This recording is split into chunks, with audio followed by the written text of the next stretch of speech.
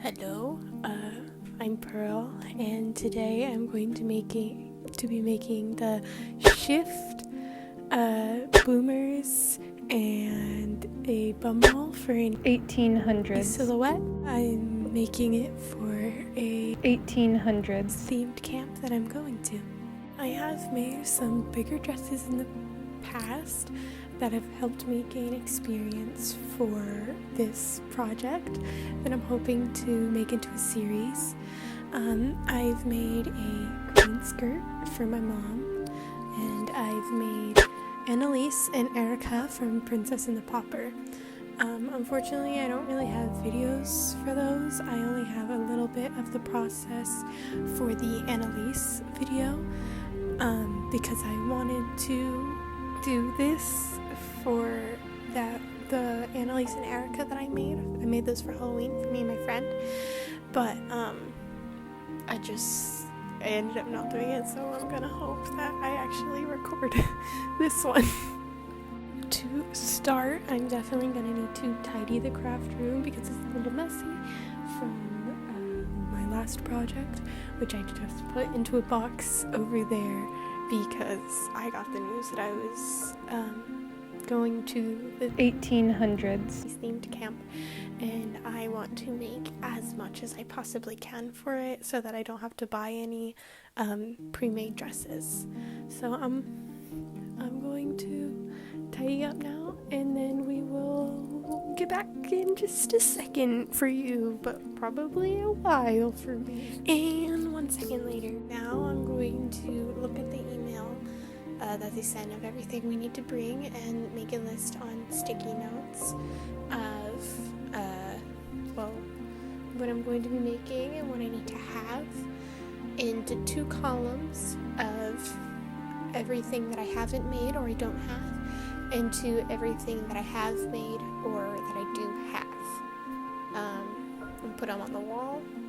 Probably put them right here so that I can keep track. Okay, so I wrote everything that I need to have on this notepad, and I'm going to transfer everything to here, these 3 sticky notes, so that we can put them on the wall up there. It's gonna be everything I have to buy, everything I'm going to try and make, and then things that can be either or, depending on time and money, of course. So I got to writing. There are so many things that we need. About here, I figured out that sticky notes were not sticking to the wall, so I grabbed some paper that I had handy and I started putting it on the paper instead, and I ended up blue taping that paper to the wall so that it would stick, and I had to move the blue tape chart up multiple times, so that was really fun. So I wrote everything out and it's now up on the wall. I have to use a stool in order to reach the top, that's how tall it is right now. There are 25 things that I need to either make or buy and switch from this side over to that side. Now I have to wait until I have free time, which won't be tonight and it probably won't be tomorrow, unfortunately, because I have to go to the store and I'm going to get a bunch of just white bedding, and I'm going to start with making all the things. I have added a couple more garments to this video. I put them here. This is everything I'm going to be making in this video, and yeah, so we're gonna start with the chemise, the shift, and then go from there. I just wanted to make a really quick interruption in the video because my first package from Amazon has just arrived, and it has my corset that I will be using and my shoes that I'll be using. Everything that I buy online, I will try and put the link to in the description. So 2 days later, I went to Target and I got a 100% cotton sheet, washed it, and dried it, and now it's prepped for sewing. Okay, now I have all of my sheets. They're nice and washed, so what I'm going to do is I'm going to look through my little pattern drawers there, and I'm gonna see if I have a chemise pattern, and then I'm going to pull out some paper and design exactly what I want it to look like, using images of what historical shifts looked like, and also how other sewists have designed theirs, and then we can finally get into sewing it. Alright, so costumes. Okay, what do we have?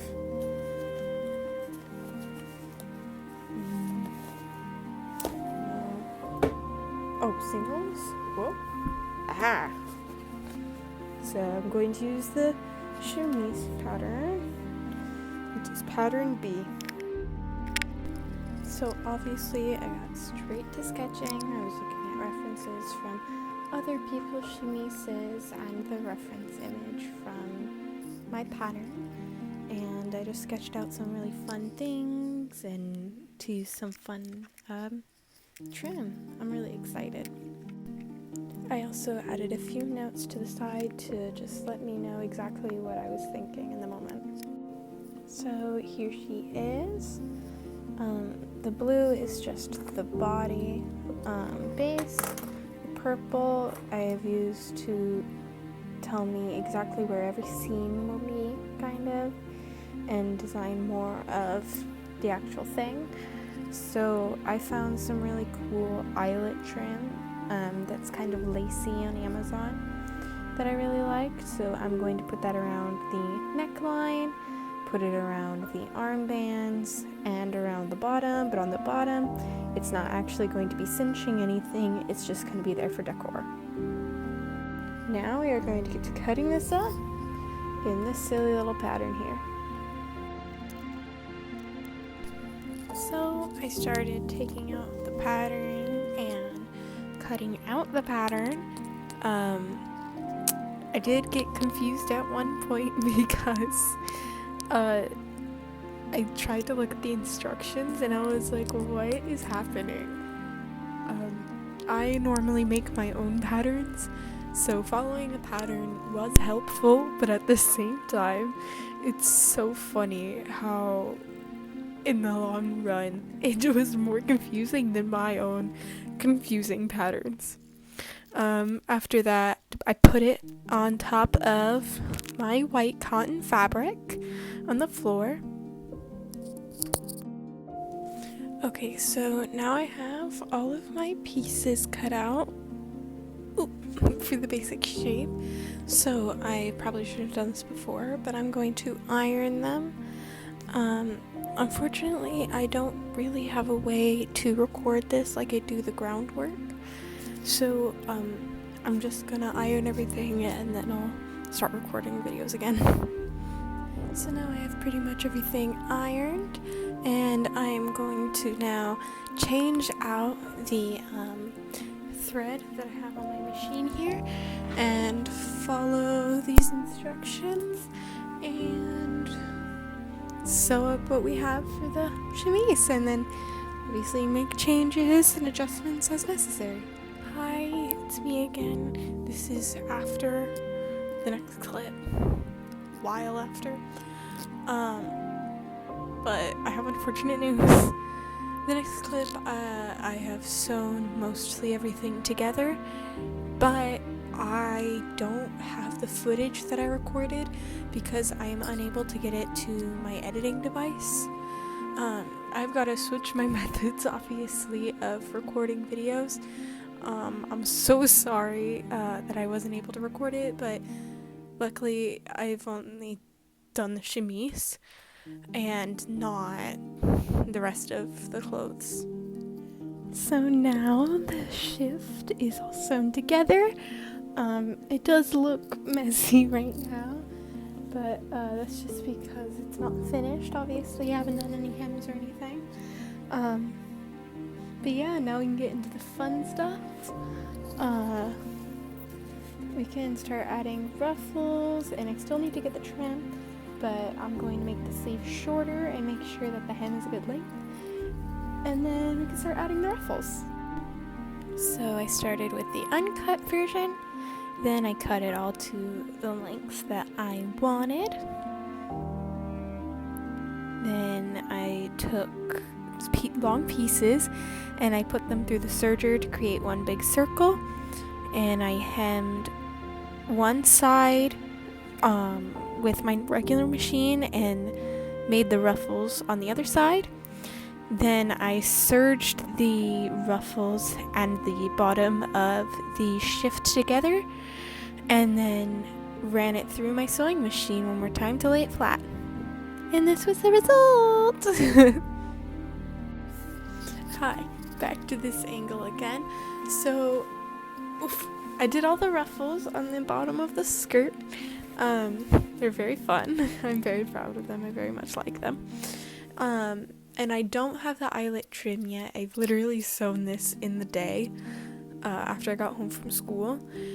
So I'm not exactly sure if I actually want to add the ruffles to the sleeves, and I've decided I am not adding them to the collar, the neckline, just in case. I don't want it to get too bulky underneath the actual dresses, but because I don't know if I'm going to add the ruffles to the sleeves, I'm just going to serge a hem just to make sure it stays intact and nothing frays, it's protected. But I'm still going to add the trim, the eyelet trim, with the ribbon through it on all of the openings. So here's the shift in its current state. This is the state I'm going to leave it in until until I get the trim. Also, I finally got the hoop in, so let's go put all of it on. Now, before I move on to the next garment, I am going to switch over everything that we have over to this side. So let me put up more papers and then we can switch everything.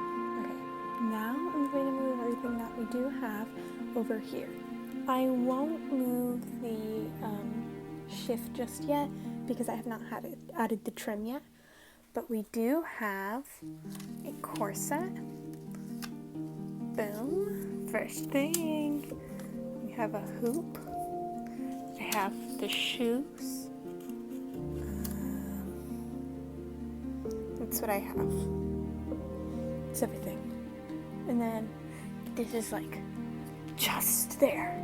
It's so close to being there. But not yet, because it is not 100% done, because I do not have the trim. I haven't even ordered the trim. I really need to do that. So now we're moving on to the next thing.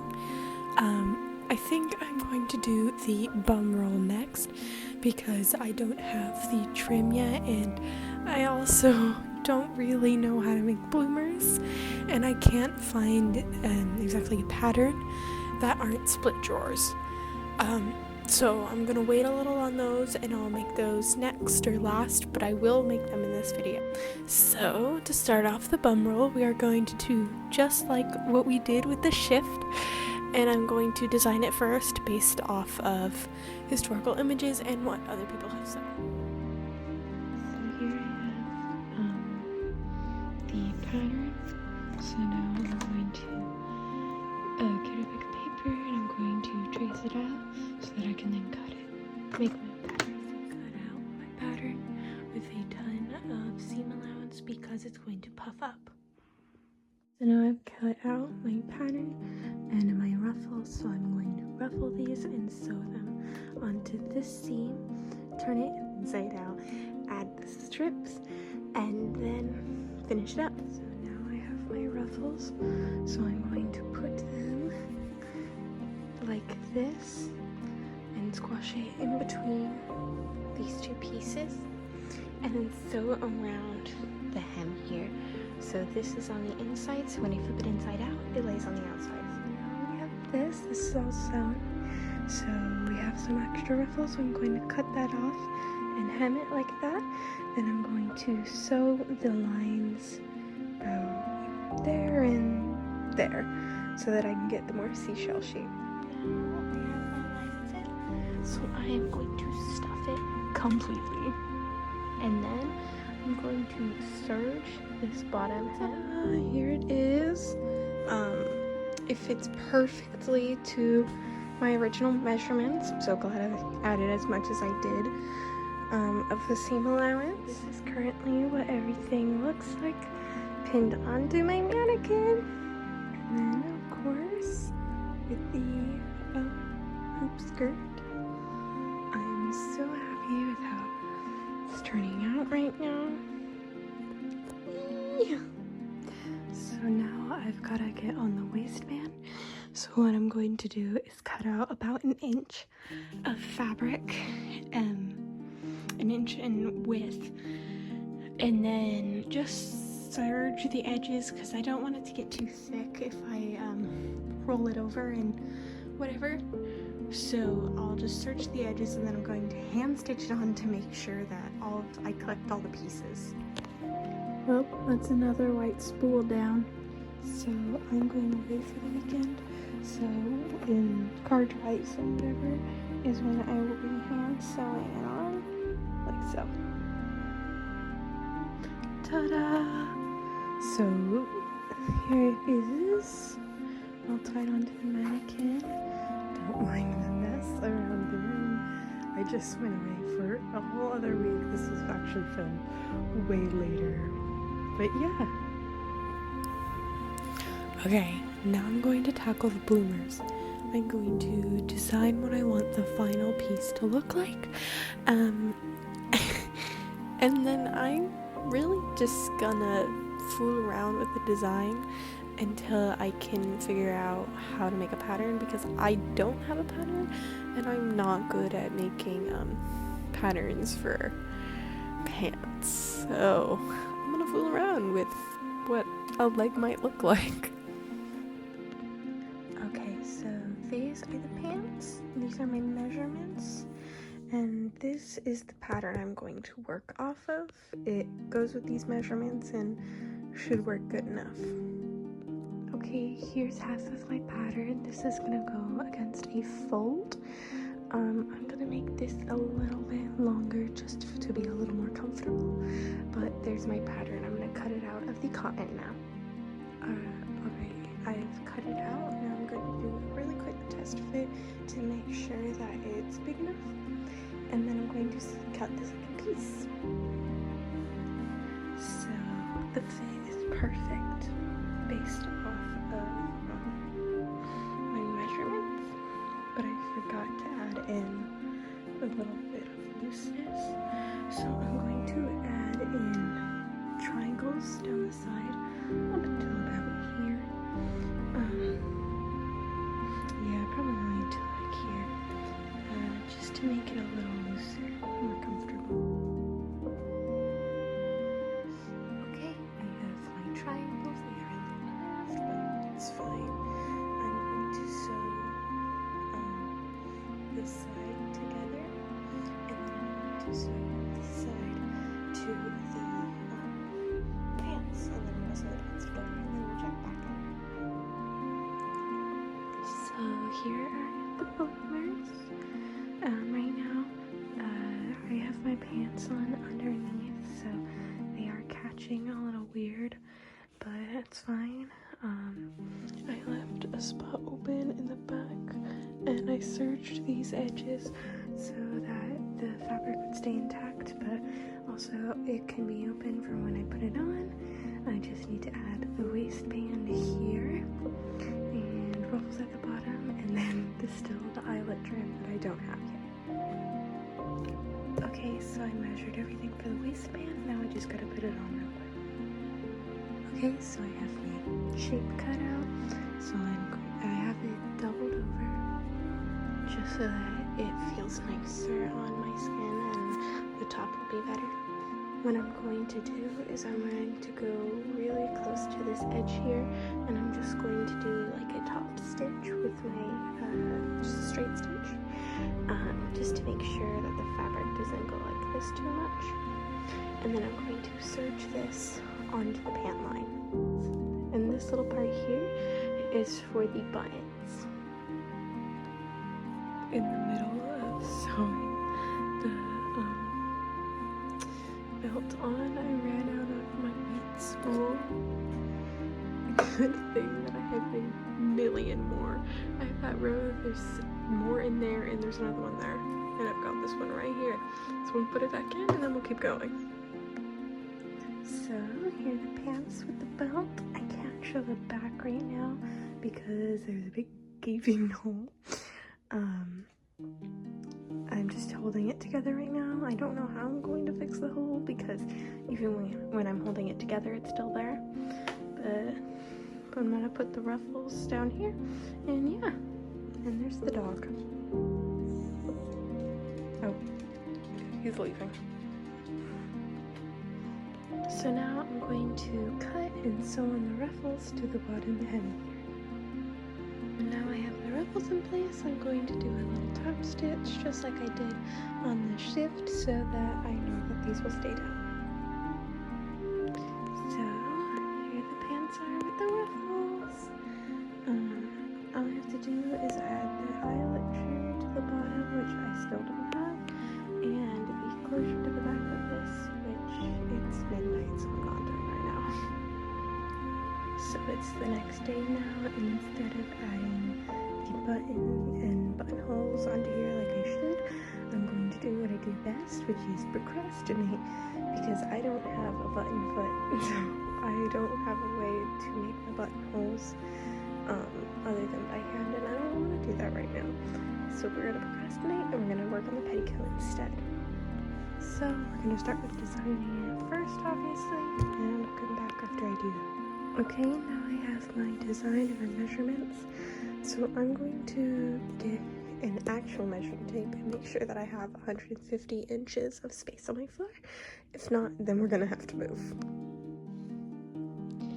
Yeah, I definitely don't have the space in this room, but now that I'm actually seeing how long 150 inches are, let me check to see if I even have enough fabric.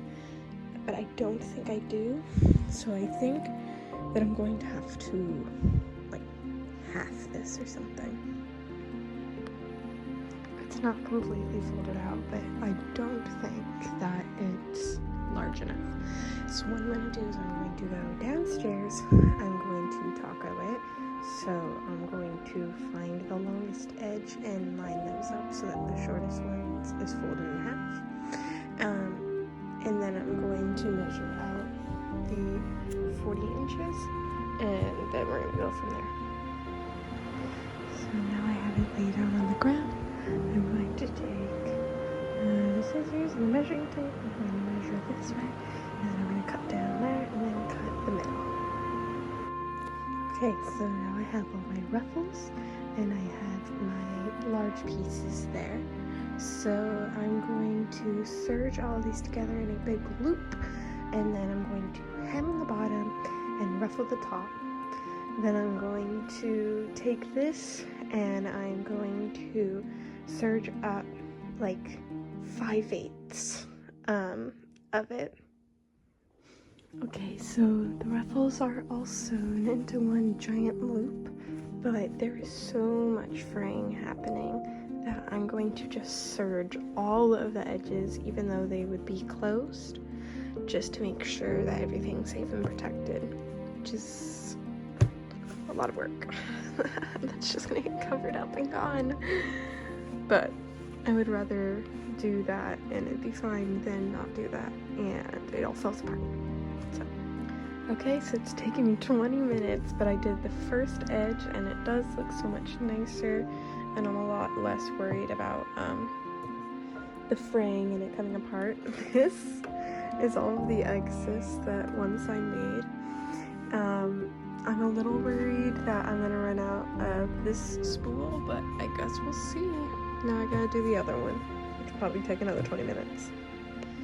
Literally going on one side of these as fast as I can with that machine, which gave it this edge, took 30 minutes per side, and now I'm hemming it into a rolled hem, which takes like 5 times as long. I've been here forever. I don't even know what time. I think I started at like 3:30. I don't know what time it is right now, and I still have all of that to go. I'm only like maybe halfway through. And this is the other side. I had to hem both of the edges and up and down here to make this into a giant circle. I'm dying over here. Why have I decided to do this? Okay, that took forever, but the ruffles are now hemmed and gathered, so I've got to serge them to this is the top, to the bottom hem there. Just over halfway through sewing on the ruffles, and I ran out of another white spool. Okay, so I have the ruffles all sewed on. It took forever, and I will say I did put too much effort into those ruffles because I have so much left. Okay, now I'm going to put this on the mannequin with my height and with the bum roll and the hoop skirt so that we can make sure it's all level with the ground at the perfect height. Then we'll do the hem. So I've got it pinned onto the mannequin, and I think that it's actually great. I'm not going to take anything off the bottom because it will get slightly shorter. I've just pinned it on kind of badly. But yeah, I'm going to sew on 2 ribbons to become the waistband for it. Alright, so I have ruffled one side of the petticoat for the waistband, and that was so painful because the machine didn't ruffle it as much as I thought it was going to. So then I decided to just take the thread and pull it, and then it kept breaking. And so instead of doing that painfulness again, I'm going to pain myself in another way by hand sewing it, because obviously that's better and totally easier, am I right? I'm going to hand sew a line, and I can just pull it as I sew it instead. Alright, so I have ruffled this top hem here, and since I did this side by the machine and the other side by hand, the ruffles did come out differently. You can see with the machine it did not go well, but I think I'm gonna leave it that way so that it lays more flat in the front, because in the back this is so much smaller. Like, this back panel only comes to like here maybe on either side, and then this one goes all the way around. The panels are the same size. I was just able to ruffle this one a lot better, but I think that it adds a nice bit of more volume in the back to give more of that silhouette, so I'm going to leave it. I'm going to do the same waistband as I did for the bum roll, so I'll just whip that up, put it on really quick, and then we'll move on to the next thing. Sergers are a beautiful thing. They take this much bulk and they turn it into only this much bulk. Now, before I show the finished petticoat, I finally got the trim in. So what I'm going to do is I'm going to take it and I'm going to add it to all of the places where I said I was going to add it, which are these armbands, this neckline, the bottom of here, and the bottom of the bloomers, and then we'll get back. Alright, it's sewn onto the chemise. Now we're going to do the pants. Alright, the lace is on, so now I'm going to just makeshift a buttonhole right here and add a button to it. I might add a second one, but we're going to start with one. Alright, here's the button and the buttonhole. This will likely never see the camera again because of the gap here, but now I'm going to put the ribbon through all of the lace on this, and then we can put it all on. Also, if you're wondering how I'm threading in the ribbon, it's super simple. I'm just taking this really tiny crochet hook I stole from my sister, counting out 2 over and 2 under. This. Over, under. And then I'm just feeding it through. Again, 2 by 2 is very hard to do with one hand. Right? And then we're pulling the ribbon through with the crochet hook. Just hooking it on. Okay, I can't do it with one hand, but you get the idea. Hello, it's currently as with the first video that I posted, but you may not have seen that, this may be the first video that you're watching. I recorded and made this garment, or these garments, 2 years ago, and only now am I editing them together and posting. So now I'm going to show final results that I have from me, but mostly from when Ruby, my sister, did a photo shoot, and it was one of the looks that we added. I don't have any other photos really of them because they are undergarments. They're not necessarily meant to be worn and taken photos of. And I just never got to taking nicer photos of them. So yeah, I hope you enjoy.